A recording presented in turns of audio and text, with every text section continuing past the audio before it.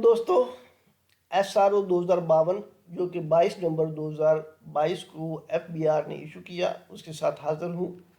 ये deemed rental income बारे में है। सेक्शन 7E जो फिनांस एक्ट 2022 में इंट्रोड्यूस किया गया उसके बारे में है। वो लोग जिन्होंने अपनी इनकम टैक्स रिटर्न सबमिट करा दी है और उस पर डीम्ड रेंटल इनकम का जो टैक्स है उन्होंने सबमिट डिपॉजिट नहीं कराया, तो ये उसके बारे में है।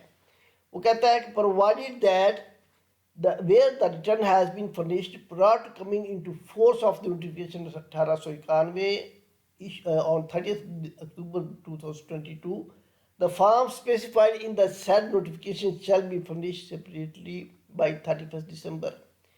इससे पहले एक 1891 SRO आया जिसमें उन्होंने एक ये फॉर्म इंट्रोड्यूस कराया कि इस फॉर्म के तहत आप इसको फिल करके अपना टैक्स डिपॉजिट कराएंगे।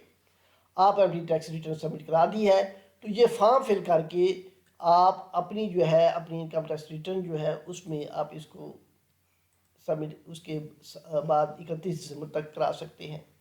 इसमें ये सेक्शन 7E का जो फॉर्म है वो एग्रीकल्चर लैंड भी है, फार्म हाउस में, residential property, commercial, industrial property तमाम है। इन तमाम की प्रॉपर्टीज़ को जमा करेंगे और उस पर फिर 20% के हिसाब से हम डीम्ड इनकम लेंगे और 5% के हिसाब से डीम्ड इनकम लेंगे उसका, और फिर 20% के हिसाब से टैक्स होगा।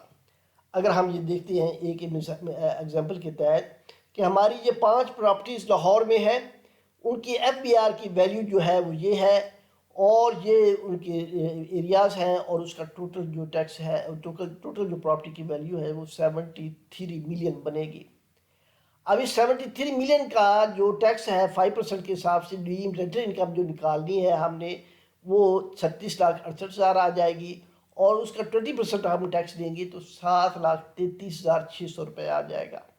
और इन तमाम अगर हम इसको डायरेक्ट हम 1% से मल्टीप्लाई करते हैं, जो कि 5 और 20% को मल्टीप्लाई करें तो 1% बनता है, तो इस तमाम इमूवेबल प्रॉपर्टी जो हमने वर्कआउट की है उनका 1% लेंगे तो वो सेम टैक्स बनेगा 7,33,000। दोनों सूरतों में एक ही टैक्स बनेगा कि पहले या तो 20% के हिसाब से 5% के हिसाब से डीम्ड रेंटल इनकम निकाल लें, उसका 20% के हिसाब से टैक्स लें, या इसका 1% के हिसाब से टैक्स दें, तो आपका ये टैक्स निकलेगा। और ये अगर आपने रिटर्न सबमिट करा दी है तो ये 31 दिसंबर तक ये इस तरह का फॉर्म, इस तरह की स्टेटमेंट आपने सबमिट करानी है। और अगर आपने अपनी इनकम टैक्स रिटर्न नहीं कराई तो आपकी 30 नवंबर 2022 लास्ट डेट है, तो इस डेट के साथ आपने रिटर्न में इसको डिपॉजिट कराना है। अब देखते हैं सबसे अहम चीज़ के फेयर मार्केट वैल्यू जो आपने लेनी है वो कैसे लेंगे। कि फेयर मार्केट वैल्यू जो है हम यहाँ पे देखते हैं कि फेयर मार्केट वैल्यू के लिए FBR ने जो यहाँ पे एक उसकी मेन वेबसाइट की वैल्यूएशन ऑफ इमूवेबल प्रॉपर्टी आ रही है, अगर हम इसको क्लिक करते हैं तो हमारे सामने मुख्तलिफ लाहौर पाकिस्तान के 40 मुख्तलिफ शहरों की वैल्यूएशन FBR ने दी हुई है कि हर एक की वैल्यू जो है वो उसने एक SRO जारी किया है और उसके तहत उसने उसकी मुख्तलिफ जो है वो वैल्यूज़ दी हैं हर तहसील के हिसाब से। अगर आप ये लाहौर का SRO निकालते हैं तो उसमें लाहौर के SRO की जो 2 मार्च 2022 को तमाम ये नोटिफिकेशन इशू हुए, जारी हुए इसकी FBR वैल्यू के लिए, तो अल्लामा इकबाल टाउन की तहसील है उसमें मुख्तलिफ एरियाज़ हैं। लाहौर अवान टाउन है उसका 9,72,000 है। इस तरह से बहरिया टाउन है उसका 13,50,000 रुपया है। इसी तरह से मुख्तलिफ EMU सोसाइटी 13 लाख रुपया है उसका पर मरला, उसका जो है FBR वैल्यू या फिर मार्केट वैल्यू। जोहर टाउन है, इसी तरह से मंसूरा है या सोसाइटी डेस्क पार्क सोसाइटी है। इन तमाम की वैल्यू हर शहर के इस तरह से ये SROs दिए हुए हैं और उस SRO के ज़रिए आप इनकी वैल्यू ले सकते हैं। तो इस तरह से आप अपनी जो है इनकम टैक्स रिटर्न सबमिट कराएंगे। अगर आपने नहीं कराई तो इस रिटर्न का पार्ट होगी। अब हम देखते हैं कि ये इनकम टैक्स रिटर्न में कैसे हम इसको डिक्लेयर करेंगे अगर हमने अपनी इनकम टैक्स रिटर्न सबमिट नहीं कराई। तो ये तो लॉगिन होने के बाद हमारे सामने हमारा इनकम टैक्स रिटर्न का इंटरफेस खुल जाता है। हम अगर हमारी रिटर्न ऑलरेडी खुली हुई है तो ड्राफ्ट में पड़ी होगी, यहाँ से हम इसको सेलेक्ट करते हैं। ये चीज़ ध्यान में रखिएगा कि ये डिक्लेरेशन में सिर्फ नॉर्मल जो इनकम टैक्स रिटर्न है उसमें इसका ये मौजूद है। 7E जो सेक्शन है उसकी जो टैक्सेशन का है इसी में मौजूद है फॉर्मेट, किसी और सैलरी वाली रिटर्न में या किसी में ये मौजूद नहीं है। तो यहाँ पे आने के बाद हमारे सामने हम एडिट में जाएंगे, इसके साथ हमारे अपनी इनकम टैक्स रिटर्न खोलेंगे।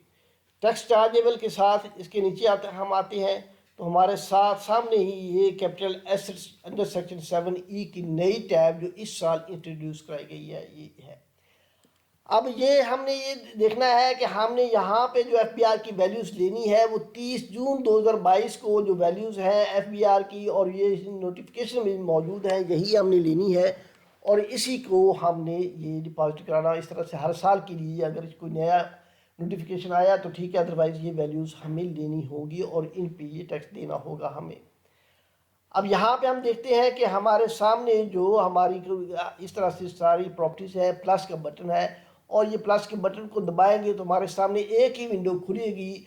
इसमें टाइप ऑफ प्रॉपर्टी होगी कि वो रेजिडेंशियल प्रॉपर्टी है क्या चीज़ है, इस तरह से फार्म है तो क्या है, उसका मेजरमेंट क्या है, यूनिट क्या है, मरला में है तो यहाँ पे मरले हम ले लें, मरला आ जाएगा, इस तरह से कवर्ड एरिया आ जाएगा। तो ये सारा अब प्रैक्टिकल एग्जाम्पल के तौर पे जब हम आते हैं तो यहाँ पे हम रेजिडेंशियल प्रॉपर्टी को क्लिक करते हैं तो ये हमारे सामने वही विंडो खुल जाएगी।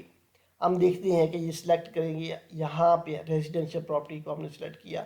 हम अपनी मर्ज़ी की जो भी एग्रीकल्चर या कोई भी लैंड है वो यहाँ पे जिस जो लैंड है उसके मुताबिक उसको सेलेक्ट कर सकते हैं।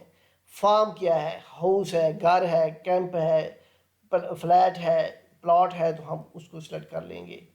यहाँ पे हम देंगे मेजरमेंट उसकी कि वो क्या है, यूनिट क्या है उसकी, मरला है, कैनाल है, वो आ जाएगी।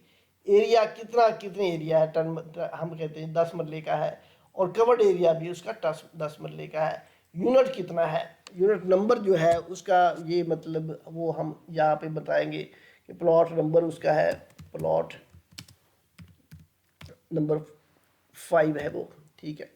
अब यहाँ पे हम आते हैं, यहाँ पे वो देंगे उसका एड्रेस, वो जोहर टाउन में है और ये लाहौर में वाक़या है। अब हम आते हैं कि लाहौर की किस तहसील में वाक़या है, तो यहाँ पे हम लाहौर लिखेंगे तो लाहौर की तमाम वो तहसीलें हमें यहाँ पे दे देगा। तो इसको सेलेक्ट करेंगे तो यहाँ पे हम हमारी तमाम लाहौर की मुख्तलिफ तहसीलें, इस तरह से हर एक शहर की जब किसी शहर का नाम देंगे यहाँ पे तो उसकी सारी तहसीलें देगा। तो हमने अपनी मुतल्लिका तहसील लेनी है और उसको हमने सेलेक्ट करना है। हमने लाहौर का इकबाल टाउन को सेलेक्ट किया और इसी तरह से हमने तमाम उसकी वैल्यूज़ यहाँ पे मुतल्लिका दे दी। और प्रॉपर्टी अगर 7E में फॉल करती है, एक्सक्लूजन में नहीं है, तो यहाँ पे नो करेंगे और इसको ओके कर देंगे तो यहाँ पे ज़ीरो आ जाएगी। हमने देखा कि हमारी जोहर टाउन की जो प्रॉपर्टी है इसकी हमने ऑलरेडी 16 मिलियन जो है वो वैल्यू बनाई हुई है। तो यहाँ पे रिटर्न में आने के बाद यहाँ पे 16 मिलियन हम देंगे। देने के बाद हम इसको कैलकुलेट करेंगे। कैलकुलेट करने के बाद हम इसको जो है इसको हमारे सामने ये 73 मिलियन इसकी वैल्यू बन जाएगी जो कि ऑलरेडी हम वर्कआउट कर चुके हैं। इस पे डीम्ड इनकम जो है वो 36,68,000 है, वो यहाँ पे निकल चुकी है। इसका 20% हमने टैक्स देना है या इस सारी का 73.1% लेंगे तो वो टैक्स आ जाएगा। इसको सेलेक्ट कैलकुलेट करेंगे और सेव करेंगे और सेव करने के बाद हम अपनी इनकम टैक्स रिटर्न की कंपटीशन में आ जाएंगे। कंपटीशन में जब हम आए तो कंपटीशन में हम देखते हैं कि हमारे पास जो है यहाँ पे ये एक टैक्स और deemed income under section 7E के तहत 20% के हिसाब से आ रही है। वो 73.3 मिलियन जो हमने अपनी इनकम प्रॉपर्टी की वैल्यू बनाई थी यहाँ पे मौजूद है, वो यहाँ पे ऑलरेडी दी हुई है और इसकी 36,68,000 के हिसाब से 7,33,000 जो उसका टैक्स बनता है वो भी यहाँ पे मौजूद है। तो ये सारा जब टैक्स निकालेंगे एक वर्कआउट करने के बाद हम इसको जो है एक अपने इस जनरेट बिल करेंगे और इस तरह से एक PSID जनरेट करेंगे, टैक्स पे कर देंगे और उस पे करने के बाद हम इसको जो है पेमेंट में आएंगे।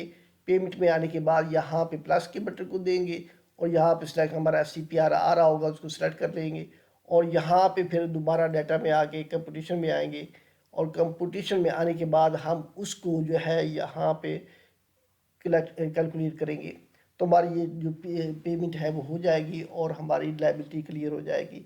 इस तरह से हम अपनी इनकम टैक्स रिटर्न अगर हमने सबमिट नहीं कराई तो 30 नवंबर तक कराएंगे। लाहौर इसमें हाई कोर्ट में केसेस चल रहे हैं। 3 दिसंबर जो है इसकी नेक्स्ट हियरिंग डेट है, तब जब तक इसका कोई फैसला नहीं हो जाता आप इसकी एक्सटेंशन ले के आप इसका वेट कर सकते हैं। अदरवाइज़ अगर आपने डिपॉजिट कराना है तो कर सकते हैं और अगर रिटर्न सबमिट करा दिया तो इस स्टेटमेंट के थ्रू आप डिपॉजिट करा के वो भी आप सबमिट करा सकते हैं 31 दिसंबर तक। तो ये मेरी वीडियो आपको पसंद आई हो तो लाइक कीजिएगा, सब्सक्राइब कीजिएगा। अल्लाह ताला हम सब का हामी नासर। थैंक यू, जज़ाकल्लाह।